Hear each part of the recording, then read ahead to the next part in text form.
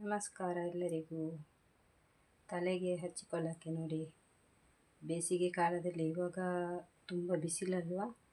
ಇದು ಬೇವಿನ ಸೊಪ್ಪು, ಆಮೇಲೆ ದಾಸವಾಳ ಸೊಪ್ಪು, ಮತ್ತು ಇಲ್ಲಿ ಸೋರೆಕಾಯಿ ಅದರ ತಿರುಳನ್ನು ನಾನು ಅದರ ತಿರುಳು ಮಾತ್ರ ಹಾಕಿದೆ. ಅದರ ಬೀಜ ಚಿಕ್ಕ ಚಿಕ್ಕ ಬೀಜ ಅದೇನಾಗೋದಿಲ್ಲ. ಎಲ್ಲವನ್ನು ರುಬ್ಬಿ ಹಾಕಬೇಕು ತಲೆಗೆ. ತುಂಬ ಅಂದರೆ ತುಂಬ ಒಳ್ಳೆಯದು ಅದು. ಒಂಥರ ತಂಪು ತಂಪಾಗುತ್ತೆ ಇದನ್ನು ಹಾಕಿದರೆ. ಕಣ್ಣಿಗಂತೂ ತುಂಬ ಒಳ್ಳೆಯದು. ಈ ಸೋರೆಕಾಯಿ ತಿರುಳು ಬಹಳ ಒಳ್ಳೆಯದು. ಇದನ್ನು ಗ್ರೈಂಡ್ ಮಾಡುವ ಈಗ. ನೋಡಿ, ಗ್ರೈಂಡ್ ಮಾಡಿ ಆಯಿತು. ತುಂಬ ನೈಸ್ ಮಾಡಬೇಕು, ತೆಳುವಾಗಿರಬಾರ್ದು. ತೆಳುವಾಗಿದ್ದರೆ ಎಲ್ಲ ಕಡೆ ಅದು ಇಳಿತದೆ, ನೀರು ಇಳಿತದೆ. ಇಷ್ಟು ಗಟ್ಟಿ ಇದ್ದರೆ ಸಾಕು.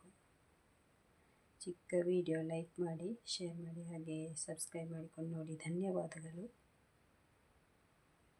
ಈ ಥರ ಇದ್ದರೆ ಸಾಕಾಗ್ತದೆ. 2 ಗಂಟೆ ಬಿಟ್ಟು ಸ್ನಾನ ಮಾಡಿ, ಒಳ್ಳೆ ರಿಸಲ್ಟ್ ಸಿಗುತ್ತೆ. ತಂಪು ತಂಪು ಇದು ಕೂದಲು ಕಪ್ಪಾಗಲಿಕ್ಕೆ ಅಲ್ಲ, ತಂಪಾಗುತ್ತೆ ಕೂದಲು.